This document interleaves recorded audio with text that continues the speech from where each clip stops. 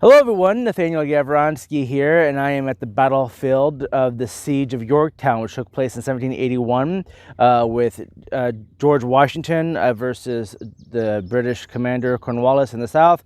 And this is what is known as being the end of the Revolutionary War, which is not quite true, but we're going to get into that, okay? So, leading up to the battle here, the Siege of Yorktown, laying the stage.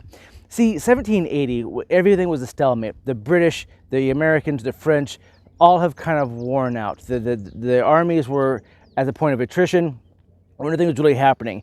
In the north, you had Washington, who had pinned down in New York City Clinton. Clinton was too heavily fortified for Washington to dislodge. You had Rochambeau, who was in Newport, Rhode Island. He was dropped off there, but the British had him blockaded, so he couldn't leave from Newport. He couldn't travel by land or sea. Then you had Cornwallis in the south, traveling through the Carolinas from south to north and from north to south, kind of wearing his army out, being chased by Nathaniel Greene's army across all of the Carolinas.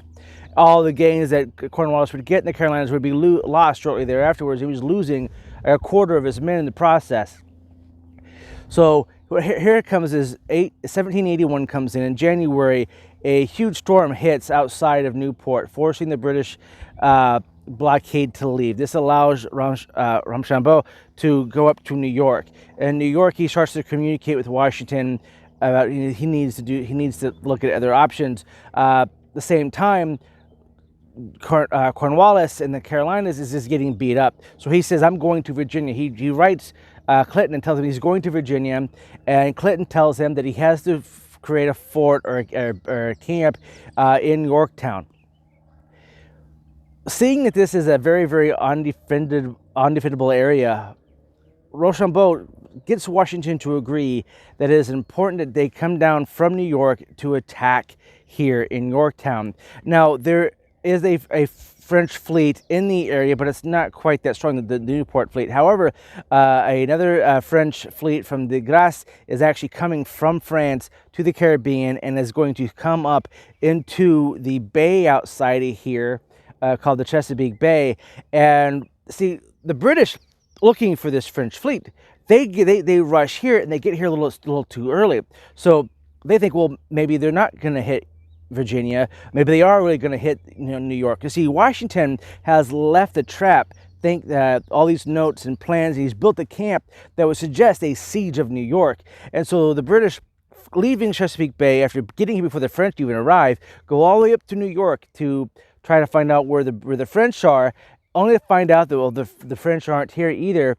And by that time, they try to come all the way back down to Chesapeake Bay, and this leads to what they call the Battle of the Capes. Now, this takes place on September 5th, 1781. Now, you could hear that battle from where I'm standing. The water is only maybe, maybe a mile away. I was thinking, maybe 2 kilometers, but maybe like a mile away. But and that's the bay, and that's where they started fighting. So you had like 40 some ships from the French, and you had another group of ships coming in from England. The British lost 6 of their ships to the line. The French only lost 2. So the British left to regroup. By the time they came back on around the 13th of September, the Newport ships from the French fleet have arrived, and they outnumbered the British to such a great number. The British just left. The British Navy doesn't even stand to fight on the 13th. They leave and try to figure out what they're going to do later. This is actually the first naval battle the French would have victory over the British in almost 100 years. Now, the 450-mile trek that takes, from between here and where Washington's camped by New York, takes them a couple of weeks, about 3 to 4 weeks to get down here. The men are kind of worn out when they get here, but this area is mostly farmland. Is all houses, there's farmhouses, and they're farming. There's all these fields would have actually been, growing crops. This would have been in late September, early October. So once Washington gets here, they assess they figure out, well, we need to figure out what we're going to do. They assess it, so they decide they're going to do a parallel line to the British lines. They start digging these things, and on that the 9th of October, they decided it's time to get this thing underway. So Washington is the first to light the first cannon to start the siege of Yorktown on October 9th, 1781. Now, this would happen, this would take place each night. And then it was time for Washington, once they beat the British back, the Washington would move his second parallel line. The second parallel line was going right along this ridge. And I see behind me these two little mounds back here. This is what you call readout number 9 and number 10. Now, the second parallel line that Washington was trying to advance couldn't be done because this readout 9 and 10 were full of British regulars ready to defend, and they wouldn't be able to secure the line because reinforcements could come through. So what Washington decided to do is that they were going to need to take these readouts. The French would take number 9, and Alexander Hamilton with 400 Americans would take number 10. This took place between the 13th and the 14th of October, and they had no gunpowder because one gunshot, they would have been able to tell that, that the Americans were attacking here along the diversionary force, which would have happened on the other side trying to attack the British flag. So this battle here between the 13th and the 14th of October 1781 was all done by bayonet. And when you get into these, like, imagine a big, earthworks like a bull, right? And then you had all these troops coming up into these ditches and up over, and then they would get into the bull. And then you had men from 4 nations, Scotland, England, Germany, France, and American, all fighting bayonet hand to hand to clear out, to decide who was going to own this area. Number 10, where the Hamilton led the charge, that took about 15 minutes. It was a very, very excruciating 10 minutes, and a quarter of an hour later, the number 9 had fallen because of the French forces attacking that one. It was better guarded. The French took a little bit longer, but they got the job done. In fact, it's over here. So Washington moves up. So we're about like 300 yards to where the actual garrisons of troops are for the British. Cornwallis knows that he has no way of getting out by the sea. He's written to Clinton. Clinton has not sent any ships down from New York. He has no other options. All of his men are tired. They're out of food. They're running out of supplies. And he has no escape route. So he sues for peace. So Washington and Cornwallis are communicating about, what the terms of surrender are going to be. So like I said, the 13th to 14th is when these readouts are taken up. On the morning of the 17th is when Cornwallis sends his officer with the white flag with the little drummer boy out to sue for peace. They agree with the terms of sending these notes back and forth, and one of the terms that Cornwallis wants, which is denied by Washington, is to be the honor surrender, which means you get to march under your guards, under your colors. Well, about a year prior to this, there was the Battle of Charlestown, and the Americans were not given that same privilege to have an honorable surrender, and so Washington denied it, saying, "No, you're not going to do that." So here we come on the 17th. The hostilities here stop. Washington over by readout number 10, which is right over here. That's where he's at when he gets the capitulation papers from Cornwallis, and Cornwallis has agreed to all the terms, and he signed it. And then Washington signed it, and that was it. And that was agreed upon. All I got to do from here on out was actually do the surrender, and that's where things get really interesting. So he held on for a few seconds, and I'm going to whoosh this over to where the surrendering took place. This place is pretty epic, and I think it's pretty special. Ready? 1, 2, 3. And now we are at the surrender site. This is actually about 3 miles away from the field that we just came from. As you can see, behind me was the field that the Americans, had to advance over once they captured the readouts 9 and 10.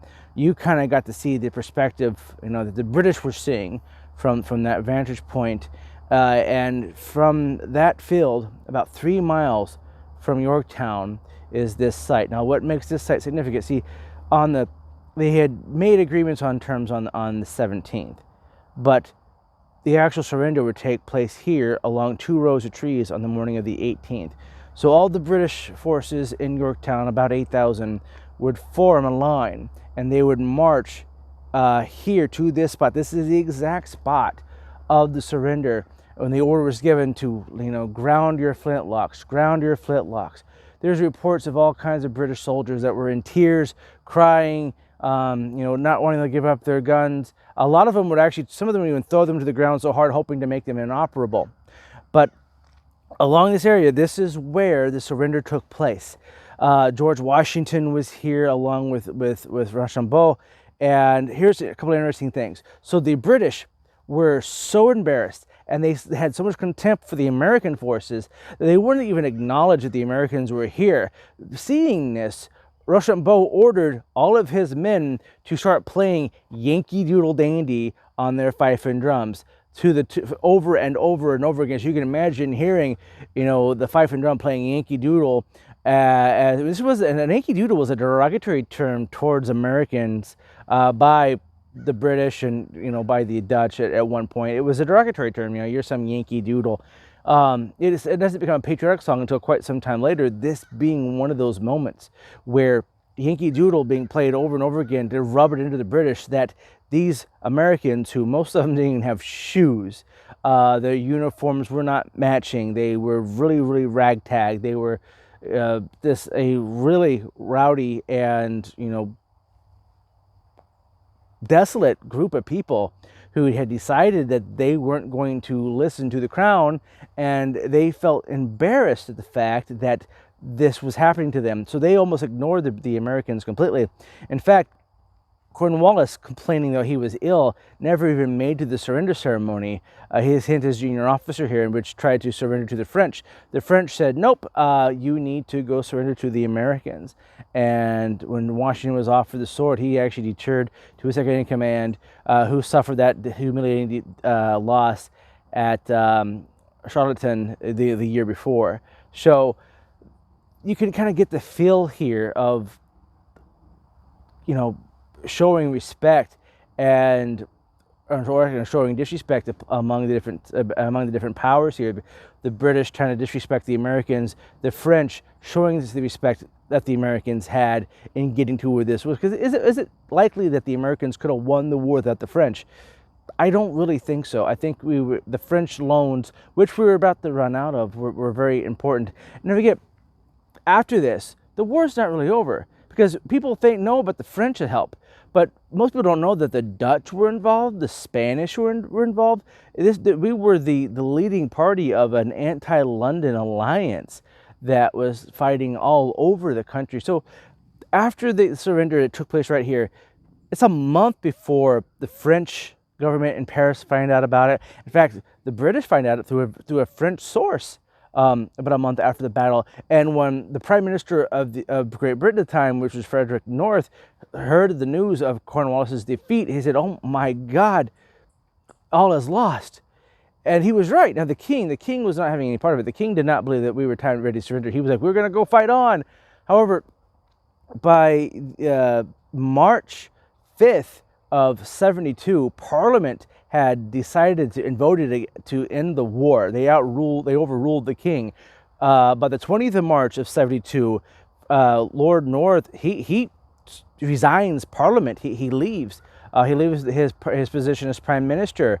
But the Dutch and the Spanish, they're still fighting over in Gibraltar. There's still other territorial gains that they're trying to make. The British win some of these actual battles, and they're trying to get favorable conditions, because see, the Americans couldn't have their own treaty because they got their help from the French, and the Spanish and the Dutch. They all had to have an agreement among all of them when they did this. And so the agreement was we kind of had an agreement by January 20th of 73, but it was still being hashed out. And what would be the last battle of this conflict that was birthed out of the American Revolution took place on June 20th, 1783, off the coast of India. That's a world war. Like it or not, the nation states that we have today, a lot of them might not have existed. They might have been so colonially owned. But this was a world war that took place, that originated here in the 1770s, here on the North American continent. A world war, it's the first modern nation state world war took place here on North American soil. Now, a final treaty, the ratification, all said and all done, took place on September 3rd of 1783. Now, once the final treaty was signed and agreed, you still had lots of British soldiers here. And so there was a negotiation period between Washington and Clinton in New York on how to get everyone out. And this culminated on Evacuation Day, which took place on November 25th, 1783, when the British would leave the harbors of New York to not return, in theory. And then you had Washington march in with the Clintons, who would become the future governors of New York. So different, not the British Clinton. There was the Clintons that were part of New York history and would become the governor of New York. George Washington and the Clinton brothers marched in to New York City on November 25th, 1783, known as Evacuation Day, which was celebrated all the way up to World War I, actually, in America. And this is culminated in the statue in Union Square, New York City, on 14th Street of George Washington. That's the oldest statue in the archives of New York City. That statue commemorates Evacuation Day. After the war, the nation had a lot of things to figure out. We would realize that the Articles of Confederation, which actually ran the government during the Revolutionary War, were not quite efficient enough there in the government, so we would have to work some things out, but we would get there. We would stand as a nation from that point, and the alliances they played out. The French alliances, they expected things from us that we weren't willing to give. In fact, we actually had a chance of going to war with both the French and the British, not even a generation away, after, by the time our second president comes into office, we're looking at war with the French and maybe war with the British again. Why it's not that stable. It really isn't. We had just unified to become this nation, and we could have lost it all very quickly shortly afterwards. So it's by a lot of self-will as a nation that we were able to make it through to the nation we are today. So that is the story of the Revolutionary War's end here. I want to take you to one more place. I want to show you something that's been here in commemorating the war. The monument that was commemorated by Congress for the victory here at Yorktown, and we are going to go there now. 1, 2, 3. Ta-da! All right, so where we are now, I am just right outside of the actual continuous town of Yorktown. You can hear the dogs off to the side. This is the edge of the settlement in 1781. The town really hasn't gotten all that much bigger. Just other communities around it have gotten larger and have kind of encompassed it. In fact, one of the little communities that's been completely lost to history was a little settlement known as Achilles. And I think it's ironic that Cornwallis was told by Clinton to settle here, make a camp here at a place that was at the time more popular for being known as, being associated with Achilles than anything else. So that Achilles heel of the British happened to be in Achilles and on Yorktown. So this monument behind me, this monument was agreed upon, it was favored, it was voted on, it was the Continental Congress thought this was the best idea and that's what they were going to do. In fact, they did this on October 29th of 1781. They were going to build this monument to the victory here at Yorktown. However, this monument, 1884. No, it's not a reproduction. This is just how long it took them to actually do it. 1884.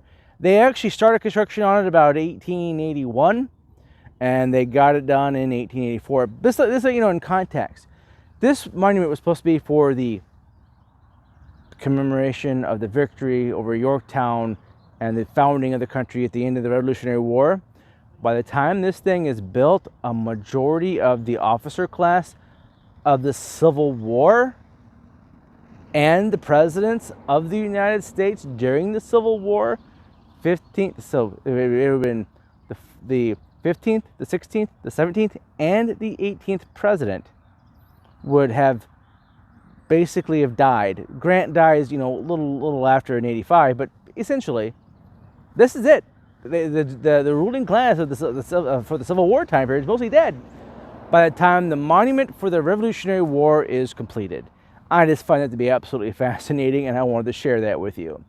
Now, like I said, this is the original shaft, but the little statue up top there, it was severely damaged by a lightning strike, and they had to do a reproduction of it, and that's been there since 1956. But from this spot, just on the top of the hill above the town, the bay is right behind me. Again, this is where the September 5th, 1781 Battle of the Capes would have taken place. If it wasn't for this battle, if it wasn't for the French winning this battle, the outcome of this whole thing might have been very, very different. But that is the conclusion of this little tour of the Siege of Yorktown battlefields. There's a lot more I didn't cover. I hope that you will actually come here and see it for yourselves. You guys will enjoy it. You guys will get to experience it. Be the places where all these amazing people in our history were at. And bring with your families and start sharing the love of our history, good and bad, and of our country, for good, for better, or for worse, with the next generation. So thank you, everyone, for following me on this little trip through Yorktown. I also find it very interesting that Yorktown is literally just a stone's throw away from Jamestown settlement. So like this, I'm talking, it's a historical Jamestown, where the fort was. So May 13th, 1607 to September and October of 1781, the British lost it all, a span of about 10 miles. Jamestown, May 13th, 1607. Yorktown, October 18th, 1781. I think that's just an amazing little tidbit of history, all within about 10 miles. All of that history from the beginning and ending of British rule here in England, from England to the New World. This is where it culminated, its beginnings and its ends. All right, this is Nathaniel Gavronsky. Thank you so much for watching. Please like, follow, subscribe, share. Stay healthy, stay wealthy, and as always, stay wise, America.